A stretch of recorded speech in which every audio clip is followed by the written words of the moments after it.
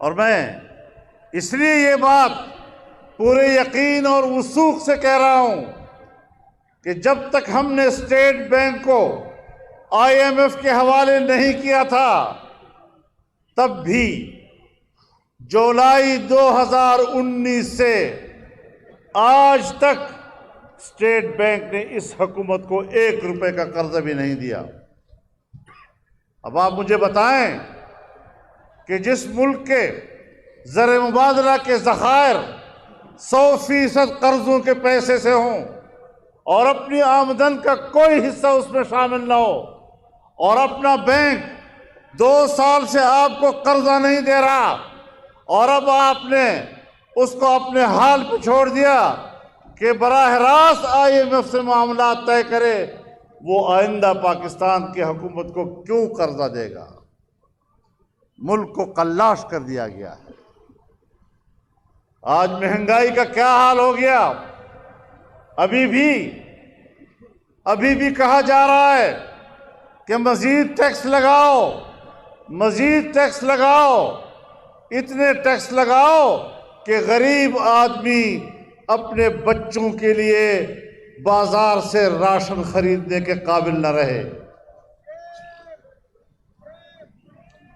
آج پاکستان کا غریب آدمی، اس کے جیب میں اتنی طاقت نہیں ہے کہ وہ اپنے بچوں کے لیے راشن خرید سکے۔ آج ایک غریب آدمی کے پاس اتنا پیسہ نہیں کہ وہ اپنے بچوں کے لیے دوائی خرید سکے۔ آج میرے غریب کے جیب میں اتنا پیسہ نہیں کہ وہ اپنے بچوں کے اسکول کے فیس ادا کر سکے، اور بجلی اتنی مہنگی کر دی گئی کہ اگر کم سے کم کمانے والا 15,000 12,000 کمانے والا اگر اس کے گھر کی بجلی کا بل 7 اور 8,000 آ جائے، آپ مجھے بتائیں کہ وہ مہینہ تو کیا 1 ہفتہ کیسے گزارے گا؟ یہ ملک اس لیے بنا تھا کہ اس قسم کے لوگ آ کر قوم پر تجربے کرتے رہیں گے؟ ایسے لوگوں کو لا کر، نااہلوں کو لا کر بین الاقوامی ایجنڈے پورے کیے جائیں گے؟ اور قانون سازی کیا ہوئی ہے؟ اس ملک میں اگر قانون سازی ہوئی تو یا تو FATF کے تحت پارلیمنٹ نے قانون سازی کی کہ کس طرح آپ کی ملکی معیشت کو قبضے میں لیا جائے، کس طرح آپ کے اوپر مزید ٹیکس بڑھائے جائیں، آپ کی معیشت کو تنگ کر دیا جائے۔ ملک کو آپ اس طرح ڈبوئیں گے، اور جب الیکشن آئے گا تو خزانے سے پیسے آپ کو ملیں گے، اور پھر گلی کوچے میں آپ پیسے بہائیں گے اور کہیں گے میں تو آپ کو پیسے دے رہا ہوں، آپ کی گلی کو پکا کر رہا ہوں، آپ کے گھر میں ٹوٹی لگا رہا ہوں، آپ کے گھر میں میٹر لگا رہا ہوں۔ آپ یہ سیاست کر رہے ہیں کہ ملک ڈوب رہا ہے اور آپ کسی کو کہہ رہے ہیں کہ 1 میٹر سے آپ بچ جائیں گے۔ جب ملک ڈوبے گا تو نہ آپ رہیں گے اور نہ ہم رہیں گے، نہ کوئی رہے گا۔ اس لیے آج میں آپ کے سامنے یہ سوال لے کر آیا ہوں اور یہ پیغام آپ کو دینا چاہتا ہوں کہ جب ملک ڈوب رہا ہے تو آپ نے فیصلہ کرنا ہے کہ PTI کو ووٹ دے کر کیا آپ ملک ڈبونے کے جرم میں ان کے ساتھ شریک ہو رہے ہیں یا نہیں۔ یہ فیصلہ آپ نے کرنا ہے۔ ملک کو غرق کرنے کے عمل میں کیا آپ ان کے ساتھ شریک ہونا چاہتے ہیں؟ ملک کی کشتی ڈوب رہی ہے، بلکہ ڈوب چکی ہے۔ یہ تو پاکستان کے غریب عوام ہیں جو حب الوطنی کی وجہ سے آج اپنے ملک کے ساتھ کھڑے ہیں، ورنہ جب ملک پر ایسے حالات آتے ہیں تو قوم بغاوتیں کھڑے کرتی ہے۔ ہم نے انشاءاللہ اس ملک کو بچانا ہے، اللہ کی مدد سے بچانا ہے۔ اس ملک کی بقا کی ہم جنگ لڑ رہے ہیں۔ آج اگر ہم آپ سے ووٹ مانگ رہے ہیں تو اپنی ذات کے لیے نہیں، ملک کے لیے مانگ رہے ہیں۔ ہماری بات کو سمجھنے کی کوشش کریں۔ میرے محترم دوستو، حالت یہ ہے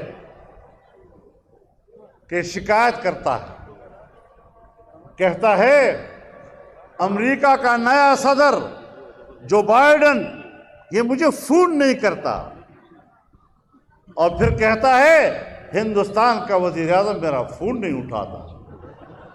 ایک فون کرتا نہیں، دوسرا فون اٹھاتا نہیں۔ ابھی سرکاری دورے پر وزیروں کا لشکر ساتھ لے کر چائنا گیا تو چائنا کی قیادت نے ویڈیو لنک پر اس کے ساتھ ملاقات کی۔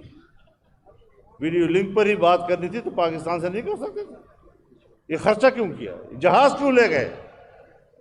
اور پھر واپس آنے سے انکار کر دیا کہ جب تک آپ مجھے ملیں گے نہیں میں پاکستان واپس نہیں جا سکتا۔ چھوٹے بچے والے جیتے مکالا ملے ترلے کی تر۔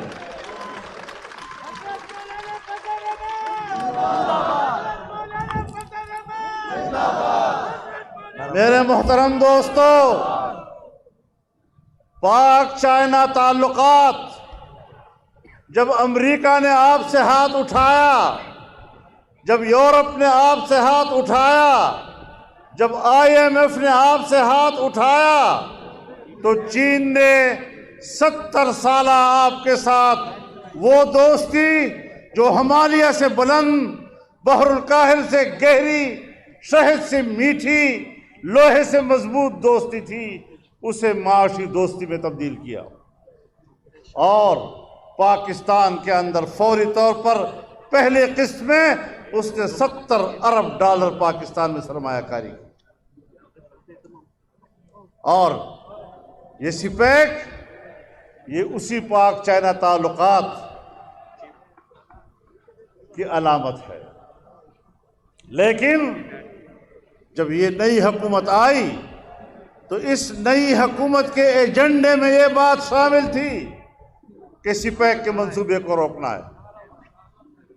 آج پورا چین آپ سے ناراض ہے۔ چین کے لوگ واپس چلے گئے ہیں۔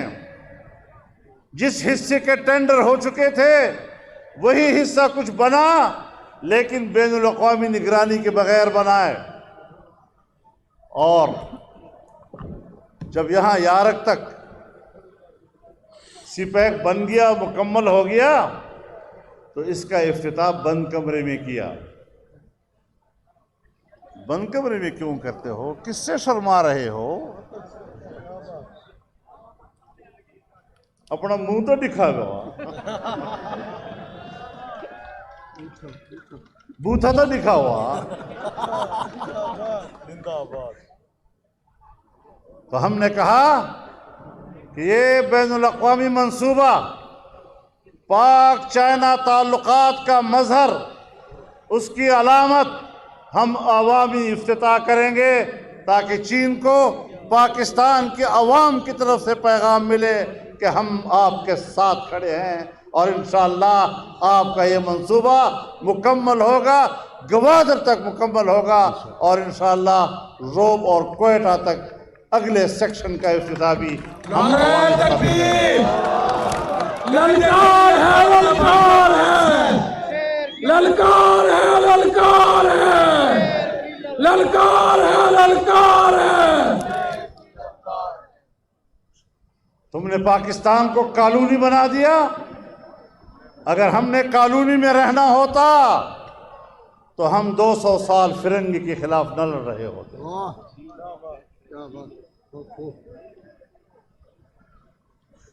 بیک وقت 50,000 علماء کرام کو توپوں سے اڑایا گیا، سولیوں پہ لٹکایا گیا، اور جب ہندوستان کی سولیاں رک گئی تو درختوں سے لٹکایا گیا۔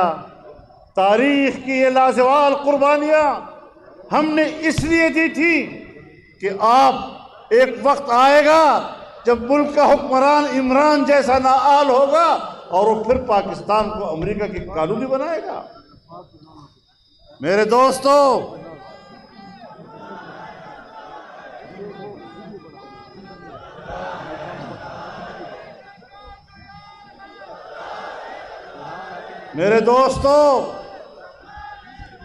امریکہ کا جو رعب اور دبدبا، جس کے نتیجے میں وہ چھوٹی قوموں کو غلام بنائے رکھنا چاہتا ہے، پاکستان کو غلام بنانا چاہتا ہے، افغانستان نے امریکہ کو اپنی اوقات یاد دلا دی اور ایک عالمی قوت، سپر طاقت جس شکست خوردگی کے ساتھ دوچار ہوا اور افغانستان کے ساتھ نکلا، آج اس کا رعب و دبدبا ٹوٹ چکا ہے۔ اور میں کہتا ہوں کہ امریکہ کو آج کے بعد سپر طاقت کہلانے کا کوئی حق حاصل نہیں ہے۔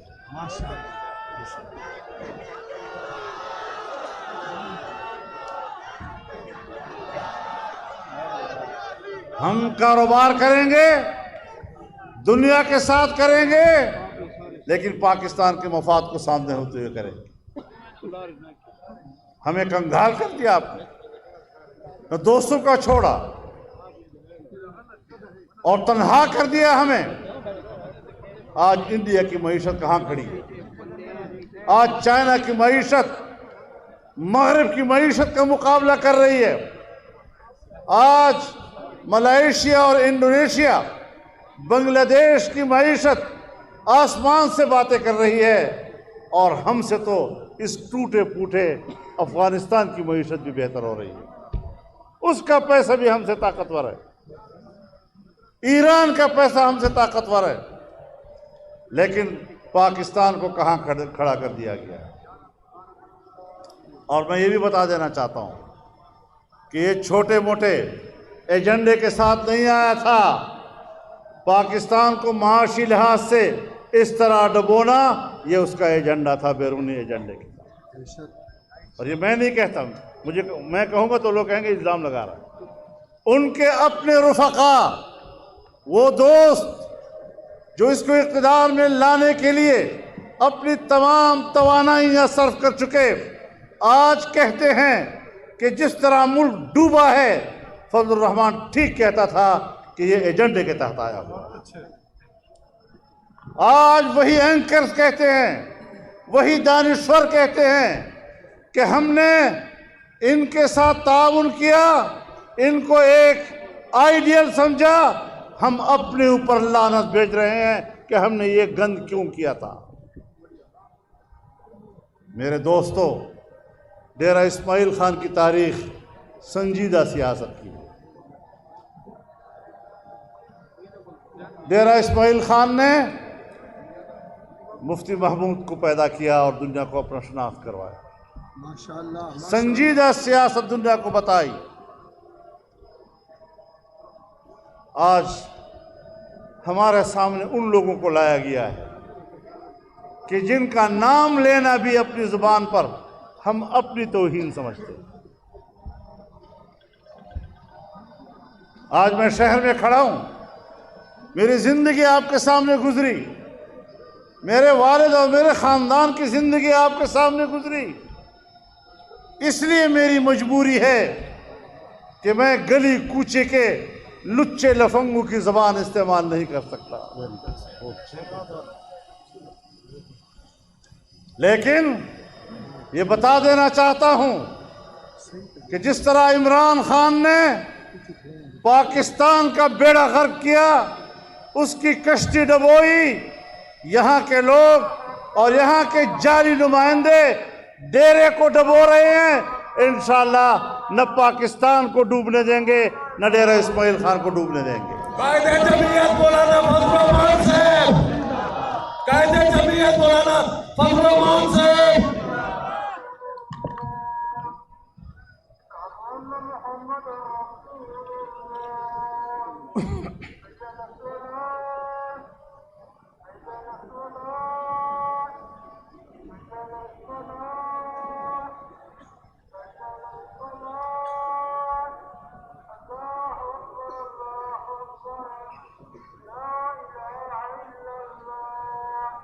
لا الہ الا اللہ محمد رسول اللہ۔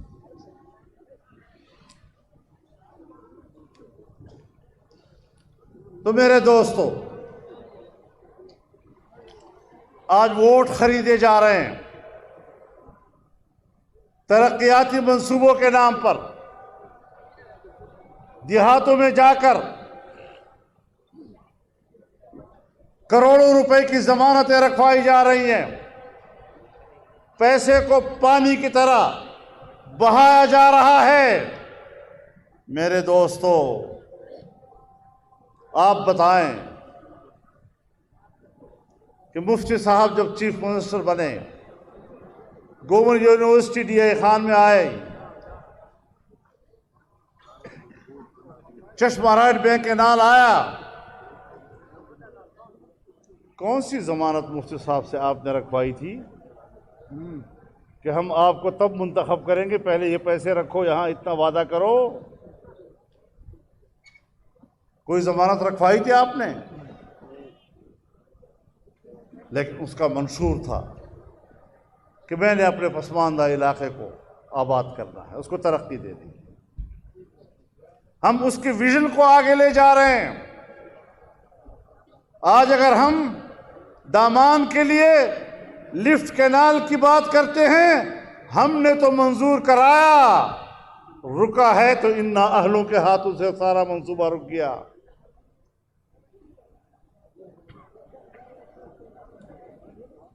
ہم نے میڈیکل کالج، بہت بڑا ہاسپٹل، گرلز کالج، زرعی یونیورسٹی، تمام کچھ کیے۔ گوملزام، ٹانکزام، یہ تمام منصوبے جس کی طرف ہم نے پیش رفت کی، کچھ مکمل ہو گئے، کچھ درمیان میں رہ گئے۔ کون سی ضمانتیں آپ نے ہم سے رکھوائی تھی؟ کس گاؤں کے لوگوں نے اور دامان کے کون سے علاقے نے ہمیں کہا کہ ہم تب ووٹ دیں گے، پہلے آپ ہمارے پاس اتنے کروڑ روپے ضمانت رکھیں؟ لیکن ہمارا منشور تھا، ہماری حکومت تھی صوبے میں، ہماری جمعیت کا منشور ہے کہ میٹرک تک تعلیم مفت دی جائے گی۔ ہم نے پہلے سال میں پرائمری کو مفت کتابیں دی، ہم نے اگلے سال میں مڈل کو مفت کتابیں دی، ہم نے اس سے اگلے سال میٹرک کے طلباء کو جو سرکاری اسکولوں میں پڑھتے تھے ان کو مفت کتابیں دی، اور آخری سال میں ہم نے ایف ایس سی کے طلباء کو بھی مفت کتابیں مہیا کی۔ اور پھر چیلنج کیا کہ پوری اپوزیشن بتائے کہ پورے صوبے میں پہاڑ کی چوٹی پر بھی اگر کوئی ایک پرائمری اسکول ہو اور اس میں ایک طالب علم بھی وہاں رجسٹرڈ ہو اور اس کو کتاب نہ ملی ہو، ہمارے نوٹس میں لاؤ۔ نہیں لا سکے، آج تک نہیں لا سکے، بات کی حکومتیں برقرار نہ رکھ سکی، لیکن ہم نے ثابت کیا کہ یہ جمعیت کا منشور ہے۔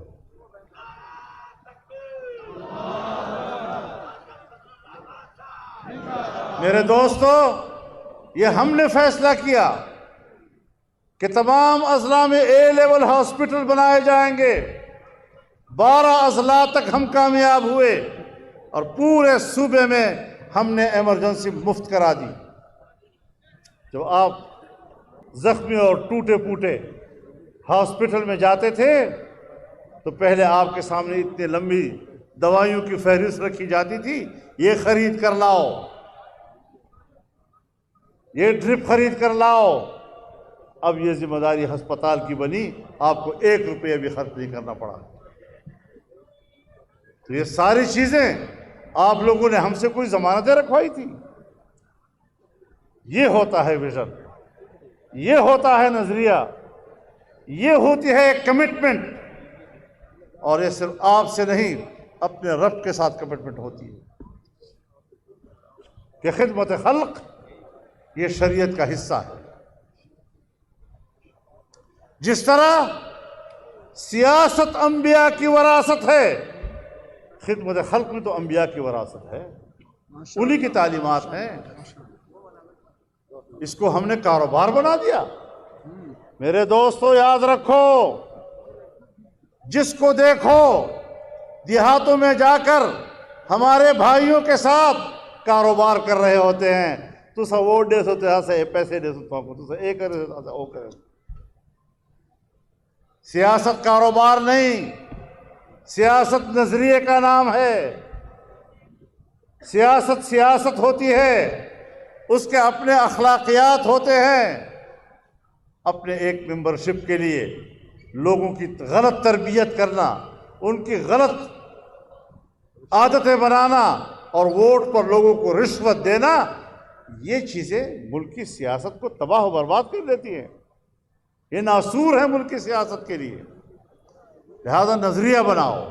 اگر میرا عقیدہ ہے کہ 5 وقت میرے اوپر نماز فرض ہے اور میں اذان سنتے ہی نماز کی طرف متوجہ ہوتا ہوں اور کوئی مجھ پر جبر نہیں ہے، تو عوام کی خدمت یہ بھی ایک عقیدہ ہونا چاہیے، کسی کا جبر نہیں ہونا چاہیے۔